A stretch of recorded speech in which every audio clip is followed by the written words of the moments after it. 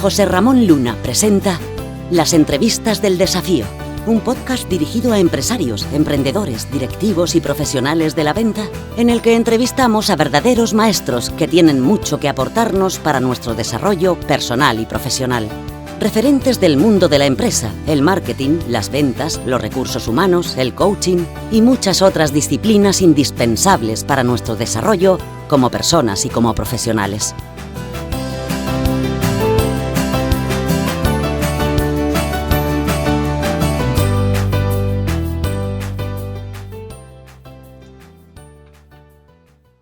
Estamos con Enrique Dans. Enrique es profesor de innovación en el IE Business School y asesor senior también de innovación y transformación digital en esta misma institución. Lleva 30 años formando y asesorando en el ámbito tecnológico a distintas instituciones, empresas y organizaciones. Participa además en varias startups tecnológicas y es autor de distintas publicaciones relacionadas con el tema de la innovación y de la transformación tecnológica. Aquí destacamos concretamente su blog en enriquedans.com, que tiene ya 17 años de antigüedad y donde publica diariamente artículos sobre y post sobre tecnología, innovación y transformación digital, y que es además uno de los más prestigiosos en habla hispana. También es autor de libros, como el último que ha sacado a la luz, que es Viviendo en el futuro, claves sobre cómo la tecnología está cambiando nuestro mundo. Buenos días, Enrique, ¿qué tal? ¿Qué tal? Buenos días, ¿cómo estás? Bueno, pues nada, oye, además en esto que estamos todavía en época de medio verano, medio me incorporo y demás, muchísimas gracias por haber aceptado esta invitación, que seguro que es de mucha utilidad. Pero bueno, si esperábamos un poquito más iba a ser complicado porque el principio de curso promete ser duro. Movidito. Lo que no sabemos es muy bien si vamos a estar moviéndonos mucho físicamente o no, pero lo que sí que está claro es que desde el punto de vista intelectual está claro que tenemos que movernos muchísimo y quizá más que nunca, ¿no? Pues mira, va a ser una locura.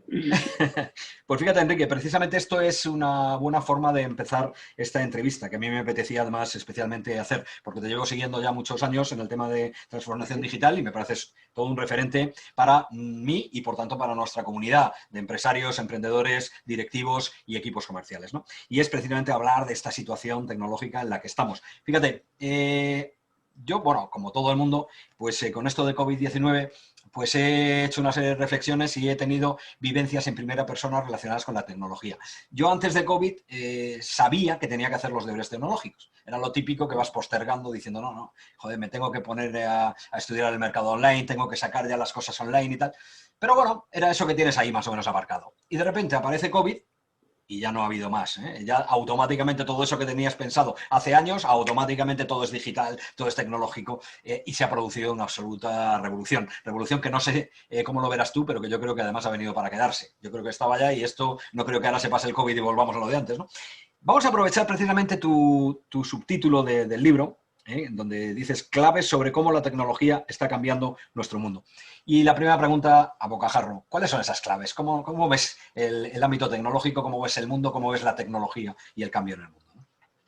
Bueno, yo creo que es un poco lo que has comentado. Realmente eran cambios que ya estaban aquí, eran cambios que en su inmensa mayoría ya llevamos mucho tiempo pues, tocando con las puntitas de los dedos en muchos temas, ¿no? Y ya sabíamos que íbamos en esa dirección y que lo que me ha pasado en mi caso personal es tan curioso como lo que has dicho. Escribo un libro, lo publico antes de la pandemia.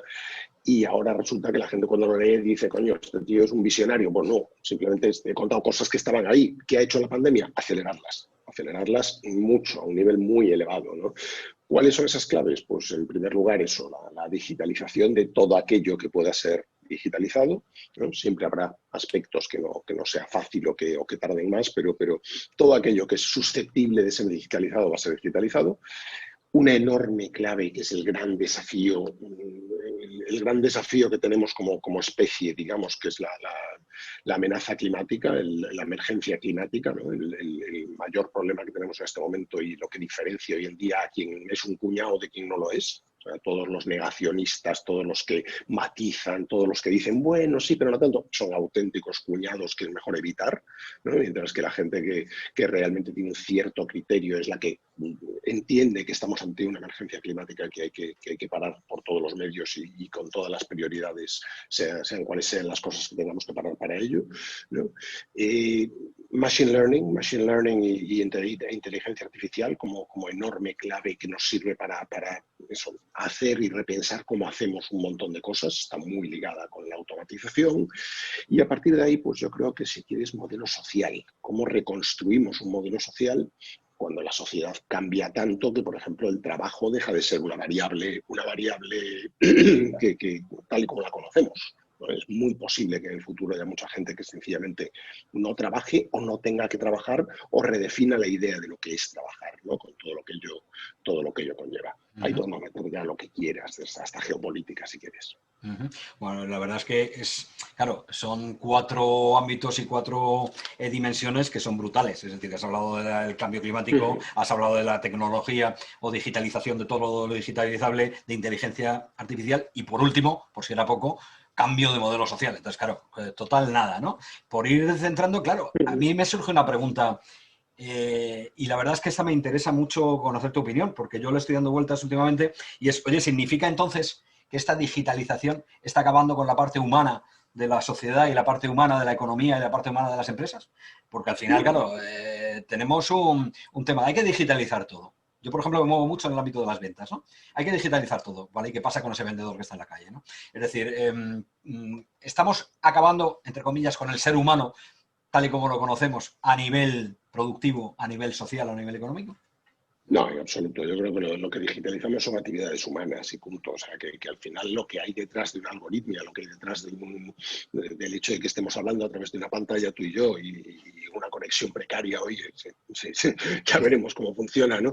Desde el rural gallego, pues no tiene nada, no hay ninguna diferencia. En realidad tú y yo estamos hablando aquí, manteniendo una conversación, y el hecho de que esté intermediada por una conexión, ¿no? Pues no provoca prácticamente ningún cambio, salvo que, pues no sé, no nos podemos dar el codo como haríamos ahora en plena época COVID, sino que nos tenemos que saludar así, ¿no? Claro. Pero poco más. En realidad seguimos siendo las dos mismas personas que somos cuando no estamos con una conexión intermediada digitalmente, y lo seguiríamos siendo si yo estuviese intentando venderte algo a ti o tú algo a mí, ¿no? O sea, no hay ninguna diferencia. Entonces, realmente la gente piensa que en digitalización se opone a algo, no sé, alguna característica humana, etcétera, cuando en realidad digitalización es digitalizar lo que todos conocemos. La actividad de ventas es algo que va a ser digitalizado. ¿Qué quiere decir? Pues que el vendedor tendrá una serie de asistentes, una serie de herramientas, etcétera. No que vayamos a sustituir al vendedor por alguna especie de robot humanoide plateado y con ojos saltones, porque no va por ahí la cosa. Ese es el concepto, digamos, de ciencia ficción mala. Perfecto, sí. Además, yo ahí estoy muy de acuerdo contigo. Lo que sí que exige la digitalización es una adaptación y un reciclaje por parte de todos los humanos que estamos. Es decir, hablando, por ejemplo, de ese gran vendedor, no sé cómo lo ves tú, o incluso de una empresa, ¿no? De una organización, está claro que, oye, no sobra nadie, pero está claro que algo diferente tenemos que hacer, probablemente, ¿no? Quiero decir, lo que no vale es el viejo modelo, porque hay varias partes del proceso que se van a hacer automáticamente, ¿no? ¿Cómo afrontar ese cambio digital? Sí. A ver, yo creo que la diferencia es una frase que la dijeron Eric Green Johnson y John McAfee en su libro, en sus 2 libros, de hecho, porque John McAfee es una frase que utiliza muy a menudo, ¿no? La digitalización no va a eliminar, o la inteligencia artificial no va a eliminar a los directivos, no va a eliminar a los vendedores, pero los directivos o los vendedores que sepan manejar y que sepan gestionar la inteligencia artificial y la tecnología o la digitalización, sí van a eliminar a los que no sepan manejarla. Entonces, lo que te vas a encontrar es un montón de gente que piensa que esto no es para ellos o que esto todavía les da para vivir de la manera antigua antes de jubilarse, etcétera, que van a ser sustituidos por personas que gestionen esas herramientas, que sepan manejar y extraer beneficio de esas herramientas, ¿no? O sea, te vas a encontrar un montón de directivos o un montón de políticos, si quieres elevar el tiro, ¿no? Te vas a encontrar un montón de políticos que pretendan gestionar como han gestionado toda la vida, cuando en realidad hoy en día plantear una política sin algoritmos que tengan en cuenta, por ejemplo, señales de alarma contra la corrupción o contra cualquier cosa, pues cada vez tiene menos sentido.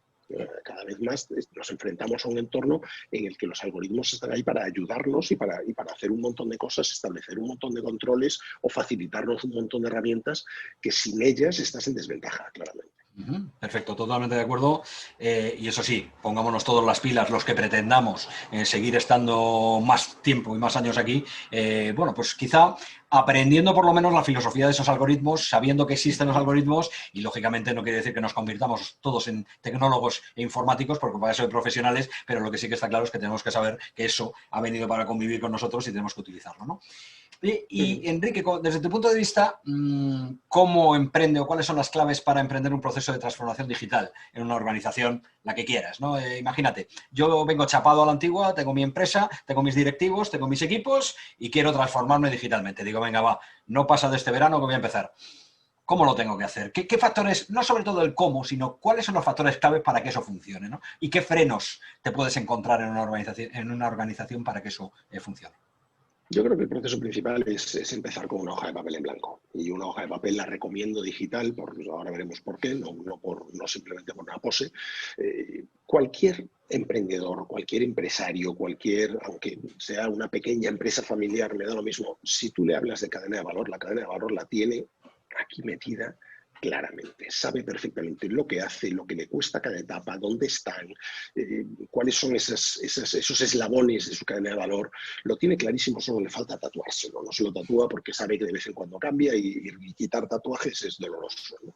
Entonces, ¿qué tienes que hacer? Pues empezar con una hoja en blanco en la pantalla y pintar esas cajas. Pintar esas cajitas que conforman tu cadena de valor.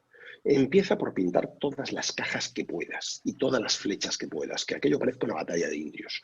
O sea, que realmente veas toda tu cadena de valor. ¿Por qué lo recomiendo en una pantalla? Porque en una pantalla, y más si es grande, puedes mover, desplazar, quitar, pintar una flecha, borrar una flecha, cambiar el sentido, todo lo que te dé la gana. Si lo haces con papel, acabas con una guarrería.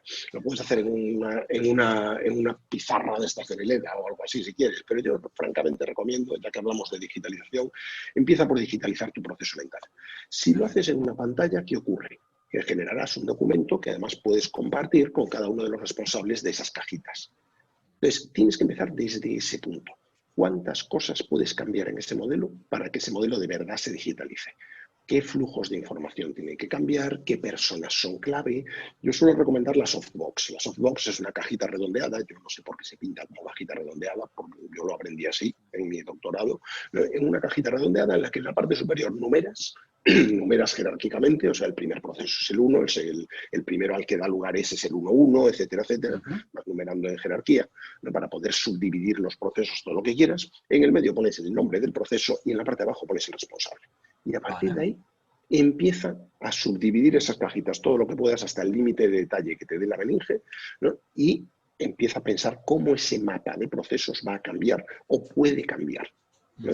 Seguramente acabéis con distintos escenarios. El streamlining máximo, la simplificación máxima, ¿no? Que seguramente no sea lo que quieres hacer directamente, pero a lo mejor es pues, un objetivo o algo que sepas que tus competidores están haciendo o algo que has visto en otros países o incluso ya si piensas fuera de tu entorno, pues algo que veas que ocurre en otros entornos, en otras industrias, pero que crees que se puede trasladar a la tuya, ¿no?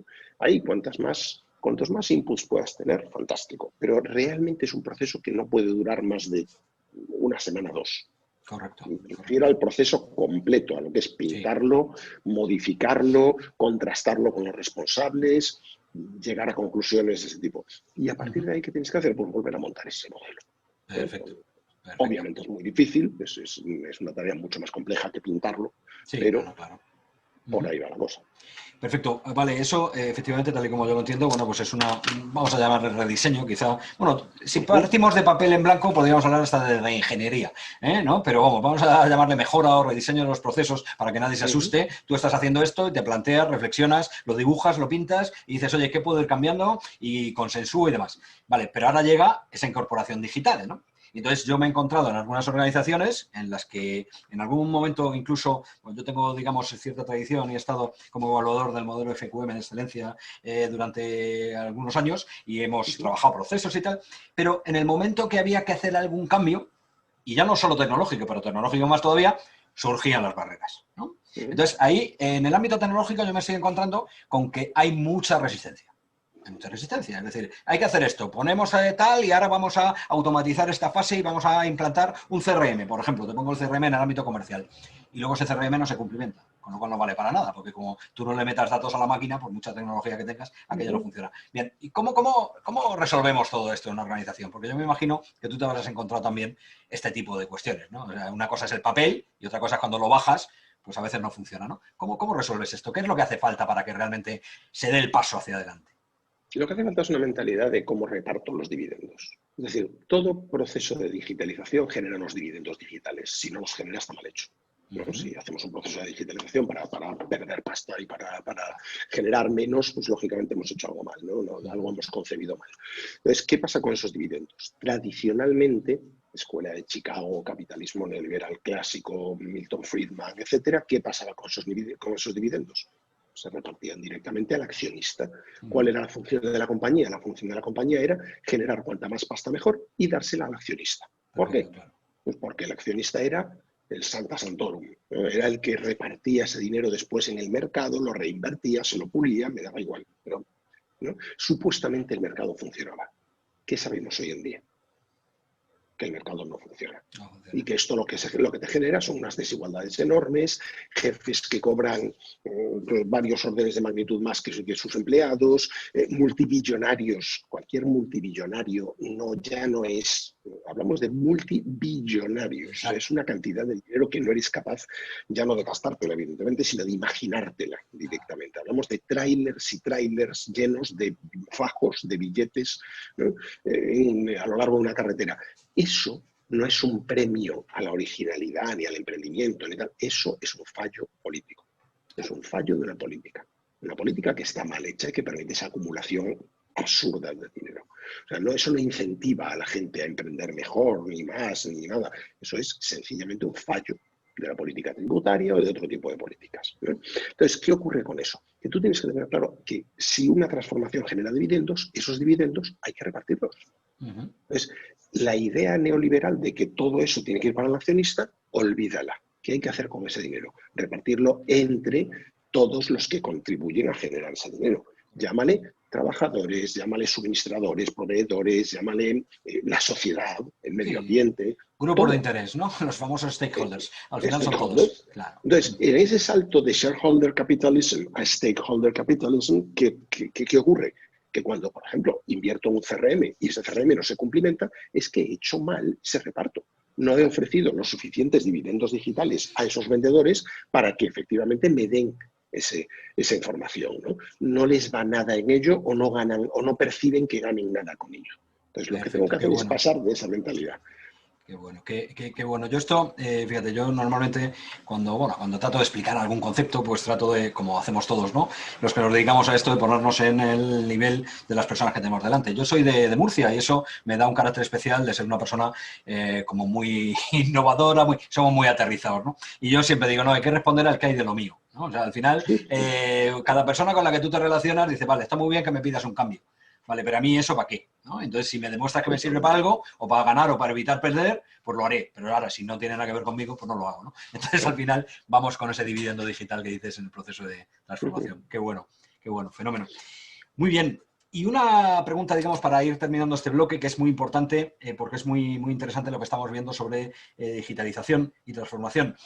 Hay muchísima tecnología. O sea, ahora mismo aparecen cosas, te pones a brujulear y ahora, bueno, no lo último, pero bueno, una de las cosas que más terminologías agrupan, pues es el growth hacking, ¿no? Growth hacking, por ejemplo, miles de herramientas que te sirven para automatizar esta parte del proceso, lo otro para hacer analíticas, ahora esto para no sé qué, y al final tienes 10.000 millones de herramientas y de aplicaciones. Claro, yo mismo que digo, oye, mira, quiero entrar ahí, me lo creo, tengo vocación de entrar ahí, digo, bueno, ¿y cuál elijo? O sea, ¿cómo podemos desenvolvernos en este mar que hay de tecnología y de aplicaciones? Porque a veces esto te puede echar para atrás, ¿no? Dices, mira, ¿sabes qué? Son tantas que ninguna, al final, ¿no? ¿Cómo podemos hacer para...? Yo creo que hay que ser curioso, o sea, hay que tener una cierta curiosidad natural. Si un tema te importa y si eres empresario, tu empresa y sus procesos te importan, y si no eres tonto directamente, ¿no? O lo has heredado y no tienes ninguna vocación del tema, ¿no? El típico mito, con con mayúsculas, de la segunda generación del empresariado, ¿no? Si te importa, ¿qué ocurre? Que tienes curiosidad, que te llama el tema, ¿no? Entonces, ¿qué haces? Muchas de esas herramientas las probarás por pura curiosidad. Te las instalarás, las probarás, leerás sobre ellas, etcétera. ¿Tú qué tienes que asegurarte? Pues que tengas como mínimo acceso a la prueba y a la experiencia con esas herramientas. Si tú no eres ese perfil, yo claramente soy ese perfil, pero yo lo tengo fácil. Yo soy profesor.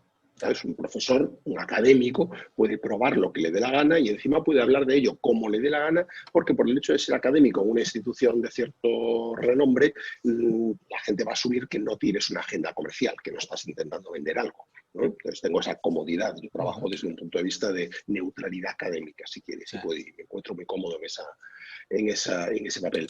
Un empresario no puede ser neutral porque su primer driver es el que es. Es la supervivencia o el éxito de su compañía, ¿no? Pero tiene que asegurarse tener acceso a ese perfil, digamos, curioso que lo prueba todo. Y si no es el honero de la vida para probarlo todo, que tenga personas o que quiera trabajar con personas que sí tengan ese perfil, ¿no? Y que hagan sus experimentos. Yo, francamente, los experimentos creo que se hacen con gaseosa y que mucha gente prueba las herramientas en su vida personal, en simulaciones, en su casa, en sus ratos libres incluso, ¿no? Pero necesitas ese perfil. Qué bueno. Ese tipo de perfiles. Muy interesante esto. Fíjate, yo lo que pasa es que me falta el verse, ¿no? Pero estoy haciendo una fórmula que para mí la clave de la transformación digital fácil es A más T más R igual a E. A es atreverse, lo primero que tienes que hacer es atreverte, ¿vale? Porque si no estás siempre ahí. La siguiente es trastear, la T es de trastear. Tú atrévete, trastea, equivócate y demás. Y la R es repetir, ¿no? Es decir, repite, repite, repite, y eso te da igual a la E, que es el éxito, ¿no? Digamos digital. Atre. Ahora me falta el verse para hacer todo conjunto, ¿no? Pero al final tiene mucho con lo que dices, esa curiosidad, ¿no? Esa curiosidad de ir buscando. De hecho, yo creo que en eso el COVID, pues si tiene que tener, que no tiene ninguno positivo, si tenemos que buscarle algo, es que yo creo que sí que ha hecho que haya muchas personas que a nivel particular han perdido mucho el miedo a algunas herramientas que no habían utilizado en la vida, como por ejemplo esta videoconferencia. Y ahora, aunque solo sea para ese vino digital que nos hemos tomado con los amigos, pues ha sido así. Bueno, fenomenal. Oye, pues muy, muy enriquecedor. Estamos con Enrique Dans, que es experto en innovación y tecnología, compartiendo un rato muy agradable, hablando de tecnología y de transformación digital. Y te voy a hacer ahora una pregunta en nuestro segundo bloque, ¿no? de esta entrevista o de este espacio, que yo le titulo aciertos y errores, ¿no? O errores y aciertos. Y, bueno, pues someto una especie de pregunta incómoda a nuestro invitado y es, oye, vale, tú estás donde estás, llevas un montón de años de experiencia, es evidente que eres un referente y eso podríamos decir, oye, te va bien en lo que has hecho y persona de éxito en lo tuyo, fenómeno. Pero estoy seguro que a lo largo de la vida profesional habrá algo que digas, oye, pues esto aquí me he equivocado, ¿no? O he cometido algún error alguna vez, ¿no? En alguno de los ámbitos que he tenido profesionales, ¿no? Y yo creo que al final de los errores se aprende mucho. Las personas que van avanzando muchas veces miran atrás y dicen, joder, pues esto me ha ayudado en algún momento. ¿Hay algún error que puedas compartir con nosotros? ¿Alguna situación que digas, oye, mira, esto me dio mucho aprendizaje cuando la viví o alguna cuestión para nuestros oyentes? Infinitos errores todos los días, pero vamos, importante es que hayan definido un poco mi carrera. Pues sí, supongo que el optar por la pura academia, ¿no? Por quedarme en el mundo académico y no irme al lado, digamos, practitioner, ¿no? Bueno, pues tuve oportunidades, he trabajado en el diseño de startups y de compañías donde pude haberme quedado, en cuyo equipo pude haberme quedado o pude haber invertido desde el primer momento. Generalmente no lo hice, generalmente me he quedado como asesor o como persona que escribe sobre ello, ¿no? No sé, el caso más claro, pues fíjate, todo el mundo que empezó en el fenómeno blog, digamos, a principios del 2000, a principios de la primera década de este siglo, pues de alguna manera lo ha empresarizado. O sea, prácticamente al mismo tiempo que yo, y un poquito más tarde que yo, empezaron, por ejemplo, On Malik y empezó, por ejemplo, Michael Arrington. On Malik montó una compañía que vendió posteriormente y aunque no le haya ido especialmente bien a esa compañía, a GigaOM, pues él evidentemente tiene mucho más patrimonio y mucho más posibles que yo. Michael Arrington ni te cuento, porque acabó vendiendo por una auténtica barbaridad de millones a American Online en su momento, ¿no? Entonces, empresarizaron esas primeras páginas que en su momento tenían, pues, si quieres, menos tráfico que la mía en aquel momento y empezaron más tarde. Y es algo es un paso que yo no supe hacer. Yo me he quedado como profesor con una paginita en la que escribe sí todos los días, con mucha constancia y lo que quieras, pero no la he convertido en un medio de comunicación, no he tratado de maximizar los ingresos que saco de ella, estoy contento con cómo funciona. ¿Me he equivocado? No tengo ni idea, pero podría haber optimizado el rendimiento económico de eso y hoy en día, pues, no sé, tener un barco mucho más grande, pues seguramente. Bueno, vale, qué bueno, no, pero muy buena reflexión. Bueno, eso ya depende, ¿no? Del concepto del éxito de cada uno. Si tener un marco un poco más grande es el concepto, vale, pero yo creo que, vamos, por lo menos desde fuera, te lo digo como admirador en ese sentido, está muy bien, pero te puedes sentir muy orgulloso de tu blog porque es uno de los más leídos del mundo en este campo, con lo cual dices, oye, menudo error, ¿no? Pero bueno, fenómeno. Y ahora, como normalmente pregunto el error y los invitados se vienen abajo, porque ya sabes que esto es programación neurolingüística, ahora estás conectado con tu error y claro, yo no te puedo dejar que te vayas ahí, entonces te tengo que preguntar la parte contraria. Oye, ¿algún acierto que diga, mira, ¿sabes qué? Igual que esto lo he contado, también hay algo de lo que me siento especialmente orgulloso a nivel profesional porque me ha ido bien, me ha salido bien o estoy especialmente orgulloso? Es decir, algo que digas, es un logro que he conseguido, bueno, como para contarlo, ¿no? Como dicen por ahí. Tendrás muchos, pero bueno, seleccionar algo de lo que te sientas muy orgulloso. No sé, yo creo que el surfing. No soy surfero, no tengo. Soy más bien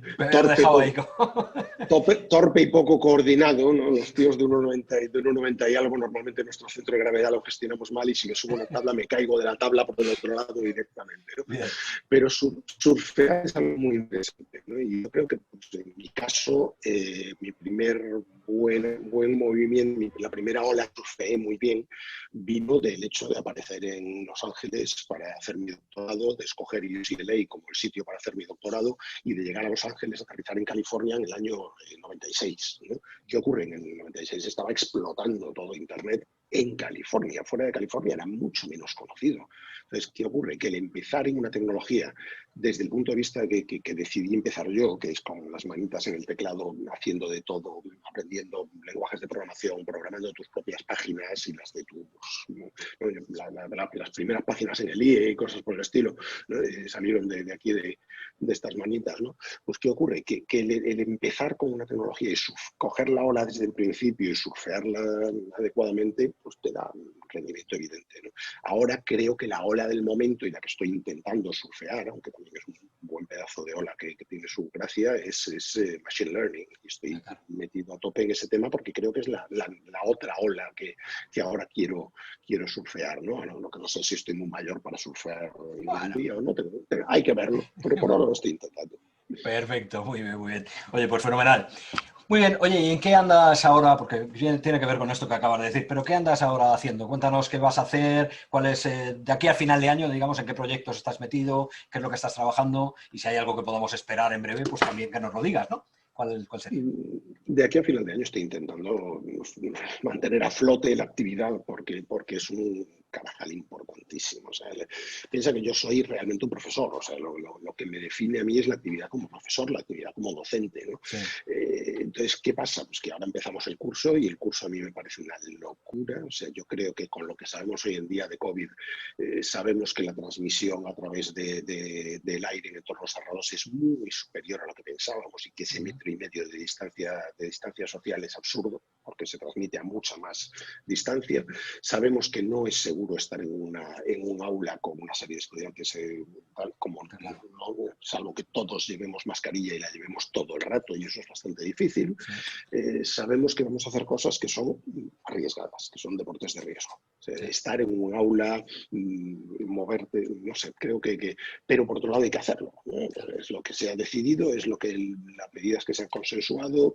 Entonces, ¿qué ocurre? Pues que, no sé, a mí, desde luego, personalmente, en lo personal me apetece poco. Yo ya tengo una edad y tengo unas arritmias. No, normal, está clarísimo. Y los que tenemos problemas o problemillas de la patata, pues esas cosas tenemos que cuidarlas. Pero yo me voy a meter en clase como se meterán en clase todos mis compañeros. Eso quiere decir que las clases van a tener que cambiar. Voy a tener que duplicar clases. Voy a tener que terminar una clase y repetirla para la otra mitad de la clase. Sí. Imagínate, mis clases nunca son iguales una a la otra.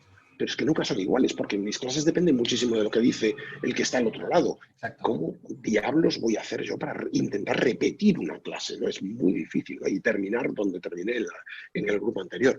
No sé, de aquí a final de año yo estoy en dinámica de sobrevivir y de intentar hacer las cosas lo mejor posible dentro de este contexto, francamente.